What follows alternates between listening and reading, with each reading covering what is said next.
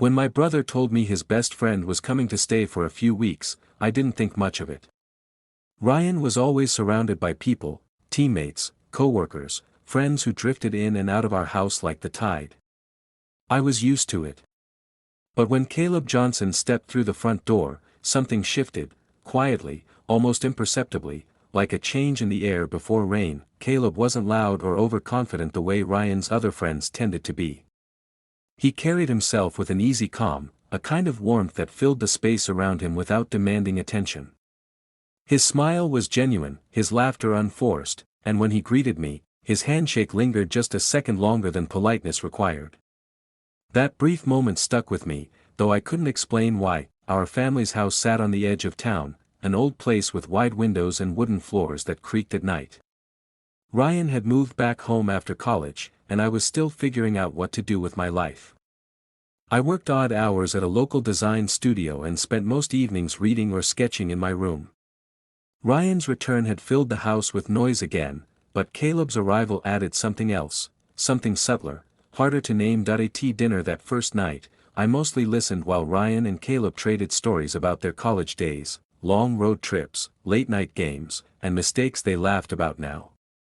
Caleb's voice had a kind of rhythm to it, steady, confident. When he spoke, people listened. I caught myself studying him more than once, trying to decode what made him different from everyone else. Later, when Ryan left to meet his girlfriend, I found Caleb on the porch, leaning against the railing, watching the evening settle. The fading light traced the outline of his face in quiet amber.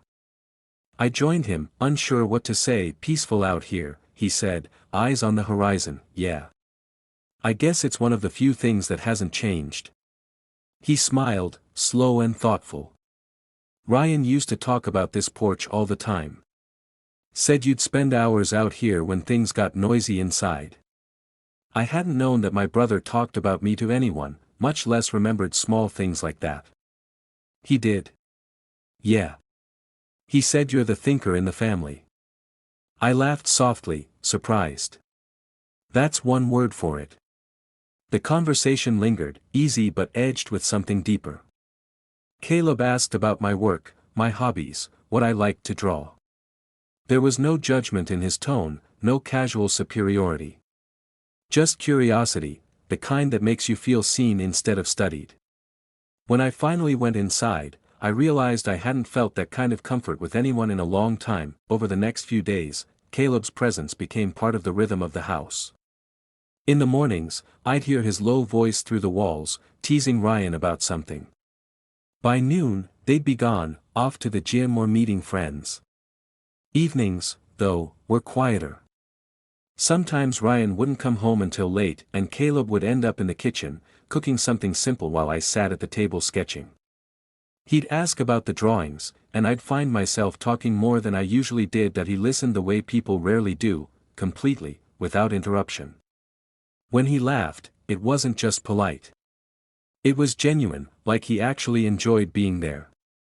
And though I tried not to think about it too much, part of me began to wait for those moments, the shared silences, the effortless conversations, the feeling that maybe someone finally understood me without explanation. One evening, rain started unexpectedly, soft at first, then heavier. The power flickered, and Ryan texted that he'd be staying out late with Melissa. Caleb found a candle, set it on the table, and said, "Looks like it's just us tonight." There was nothing suggestive in his tone, only ease, familiarity. Still, my pulse quickened. We talked about small things, the weather, music, the places he'd traveled, but under the surface, something unspoken hummed between us. When thunder rolled outside, Caleb laughed and said, "You ever notice storms make people honest?" I raised an eyebrow. Honest? Yeah. There's something about them, like they strip away all the noise. Makes it harder to hide what you're really feeling. The room felt smaller suddenly, though the candlelight danced wide on the walls. I didn't know what to say, so I nodded and changed the subject. But even after he went upstairs, his words stayed with me, circling quietly in my head. Over the next few days, I caught myself noticing things I hadn't before, the way Caleb's eyes softened when he listened, how his laughter seemed to fill every space Ryan left empty. My brother had always been the center of attention, but Caleb had a different kind of gravity, one that drew people in without them realizing it. That I wasn't sure what I felt, curiosity, admiration, maybe something more, but I knew it unsettled me. I avoided being alone with him for a while, hoping the distance would help, but it didn't. The more I tried to ignore the growing connection, the more it lingered, like a quiet song that refuses to leave your mind. A week later, I found Caleb sitting on the steps outside, headphones in, eyes closed. The sun was setting, turning everything gold. He pulled out an earbud when he noticed me. "You always sneak up like that," he said with a grin. "Only when people sit in my thinking spot." "Guess we've got that in common then." He handed me one of the earbuds, and for a moment I hesitated before taking it. Music drifted through, soft, low, melodic. We sat there without speaking, watching the last bit of light fade. The silence between us didn't feel heavy anymore. It felt necessary. When the song ended, Caleb turned slightly toward me. "You ever feel like you're supposed to be someone else? Like people already decided who you are before you had the chance?" His question caught me off guard, maybe because it was the exact thought I'd never said out loud. "All the time," I said quietly. He nodded, gaze still forward. "Yeah. I figured." Something in his tone, gentle, knowing, made my chest tighten. There was no judgment, no pity, just recognition. Two people, sitting side by side, quietly acknowledging the parts of themselves they didn't show anyone else. The moment passed without ceremony. Caleb stood, stretched, and said he was heading inside. I stayed there, listening to the echo of his steps fade through the hallway. That night, I couldn't sleep. The house was silent except for the faint sound of rain against the window. I kept thinking about how easily Caleb seemed to understand things I'd spent years trying to explain to myself. It wasn't love, not yet. It was awareness, fragile and new, like light through thin glass. By the time morning came, I'd convinced myself it was nothing more than admiration. But when I walked downstairs and found Caleb already in the kitchen, smiling as if he'd been waiting, I knew that something had begun to change. I just didn't know where it would lead. The next week unfolded with an uncanny stillness. Ryan's schedule grew unpredictable. Late nights, early mornings, long phone calls with Melissa that ended in muted arguments. The house began to feel less like a home and more like a quiet stage, where only Caleb and I remained between scenes. Our conversations grew longer, our silences more telling. That it wasn't intentional, at least not at first. I told myself we were simply keeping each other company, filling the emptiness Ryan left behind. But something about the rhythm of our days began to change. There was a comfort in the routine, a shared breakfast, a small joke in passing, a moment of laughter that lasted too long. It all felt ordinary until I realized I'd started waiting for it. One afternoon, while Ryan was out, Caleb found me in the garage sorting through old sketchbooks. The air smelled of dust and faint gasoline, the light fractured through the small, dirty window. He crouched beside me, picking up one of the older books. "You drew all these?" "Yeah," I said, brushing off a layer of dust. "Mostly when I was in school. I don't show them to people." He flipped through the pages, slow and careful, as though the paper itself might bruise. "You've got something here," he said. "You see things people miss." His voice carried no pretense, just quiet sincerity. It startled me more than if he'd tried to flatter me. I laughed awkwardly, unsure how to respond. "I just draw what I notice." Caleb closed the book and met my eyes. "That's what makes it art." The words lingered long after he left the room. They shouldn't have meant much, but they did. For years, I'd been the overlooked one, Ryan's quieter brother, the listener, the background. But Caleb saw me differently, not as an extension of someone else, but as a whole person. It was the kind of attention I hadn't realized I'd been starving for. Later that evening, we sat on the porch again. The world outside seemed to hum softly in the distance, crickets, the faraway echo of traffic, a few dim stars pressing through the clouded sky. Caleb told me about his family, about growing up in a small southern town and learning early what it meant to stand out for all the wrong reasons. He spoke with calm acceptance, not bitterness, and when he paused, I could feel the weight of things left unsaid. People think time fixes everything, he murmured. But really, you just learn how to live with what you can't change. Something about his honesty disarmed me. I found myself telling him about my father's silence, my brother's easy charm, the way I often felt invisible even in my own home. He didn't interrupt. He didn't try to fix it.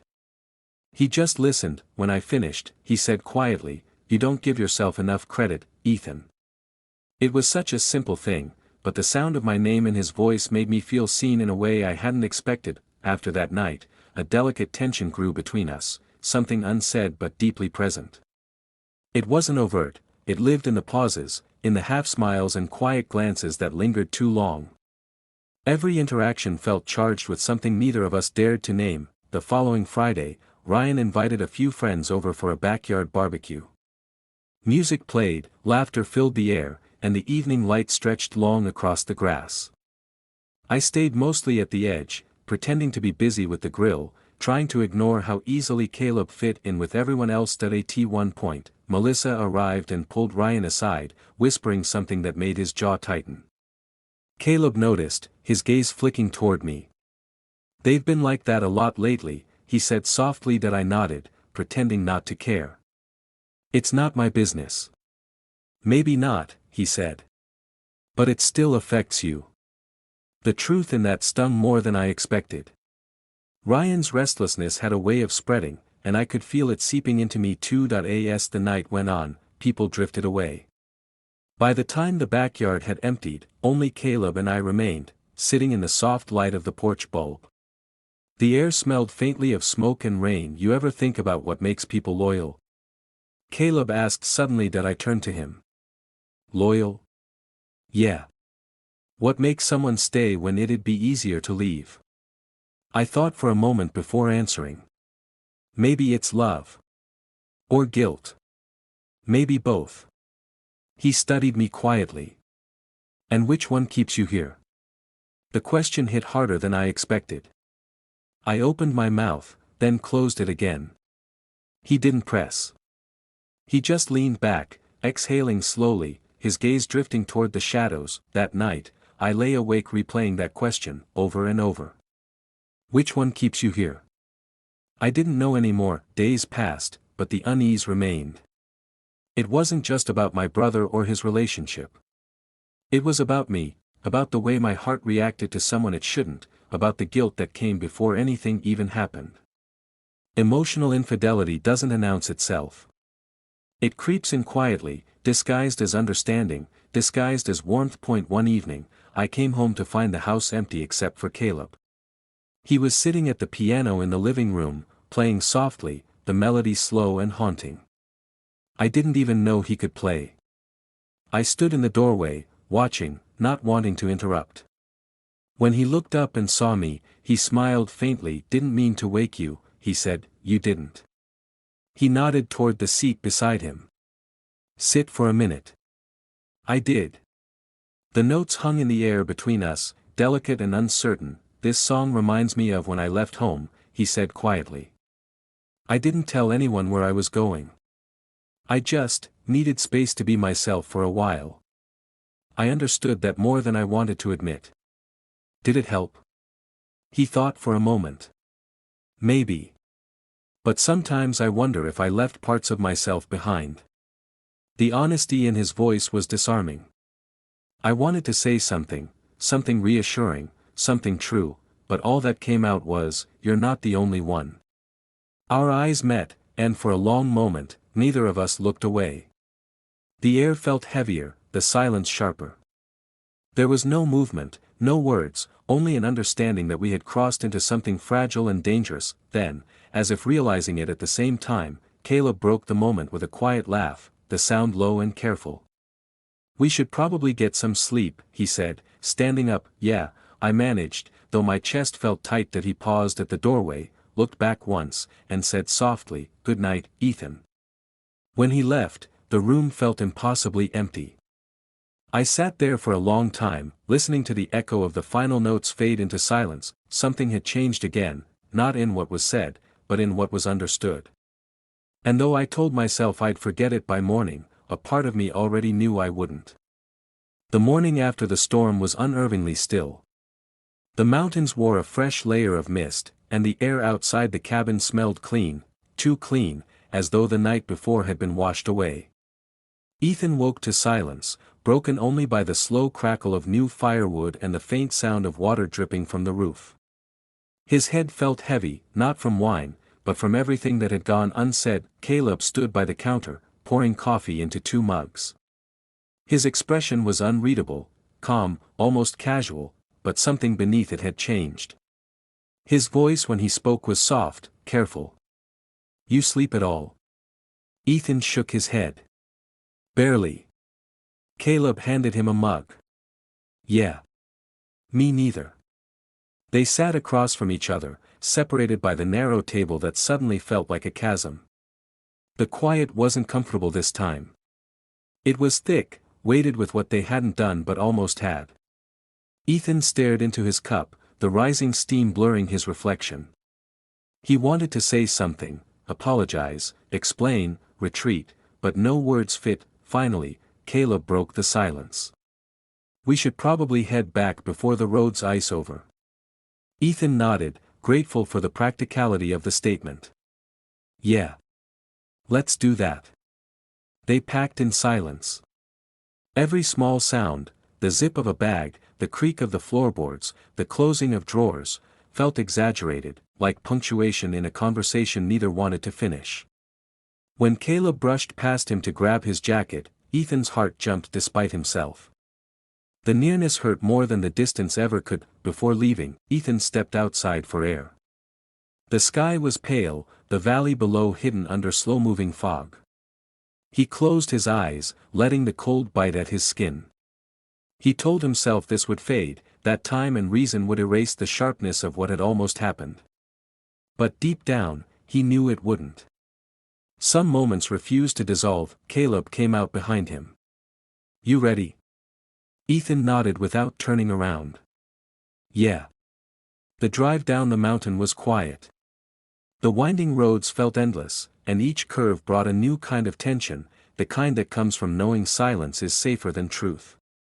Caleb focused on the road, his jaw tight, knuckles pale against the steering wheel.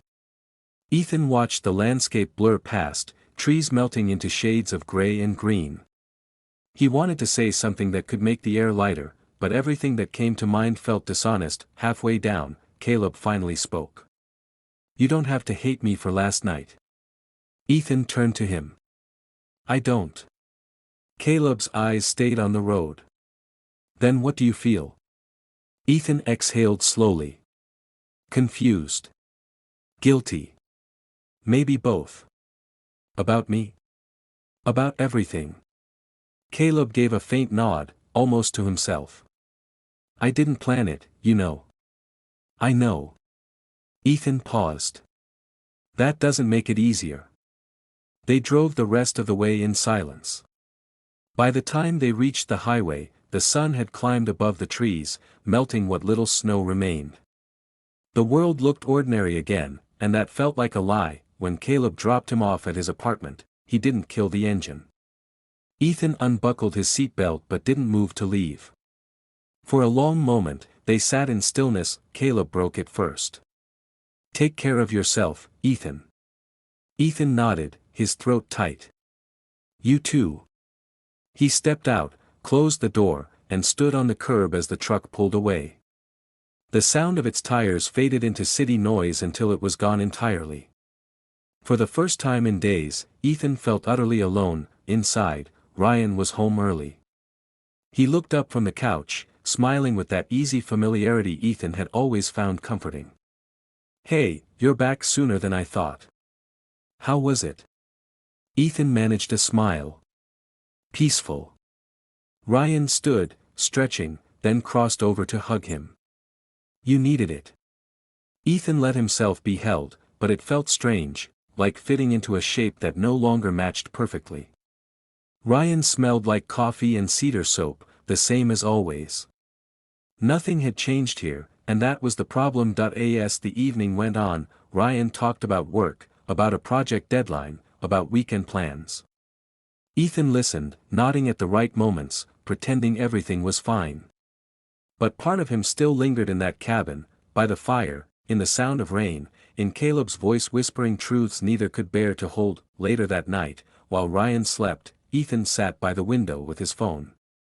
One unread message glowed on the screen. "Caleb, I didn't plan it. But I don't regret feeling something real." Ethan's thumb hovered over the delete button. He didn't reply. Instead, he locked the screen and set the phone face down. But the words stayed, echoing like a heartbeat. He stared out at the city lights scattered across the dark. It was strange how easily life resumed, how routine could disguise turmoil. Yet inside, a quiet storm still moved. Guilt pressed at him, but beneath it lay something harder to name, a longing not for what happened, but for what it revealed. He wondered what it said about him, that a single weekend could shake years of certainty. That a glance, a touch, a near mistake could make him question what he thought he knew about love and loyalty. By midnight, the room had gone completely still. Ryan shifted in his sleep, murmuring something unintelligible. Ethan watched him, the faint rise and fall of his chest, the trust in his unguarded face. He wanted to reach out, to bridge the distance between them, but couldn't. The space felt sacred now, something he wasn't sure he had the right to cross. When dawn approached, pale and thin, Ethan still hadn't slept. He went to the kitchen, made coffee, and stood by the window as the first light touched the skyline. His reflection looked older, quieter, changed in ways no one would notice. He thought of the mountains, of how they seemed eternal from afar, but up close, every surface told a story of erosion, of weather, of time reshaping even the strongest stone. Maybe people weren't so different. Caleb would fade, he told himself. The memory would dull, the guilt would soften. But part of him knew better. Some stories don't end, they just become quieter versions of themselves, hidden in the folds of ordinary life. Ethan took a slow breath and whispered to the empty room, "The mountains keep secrets." Then, almost to himself, softer still, "So do I." He set the mug down, straightened his posture, and turned toward the day waiting for him, but as the sunlight broke across the room, he couldn't quite shake the feeling that something inside him had shifted for good, and that the silence he carried from that cabin would follow him long after everything else had been forgotten.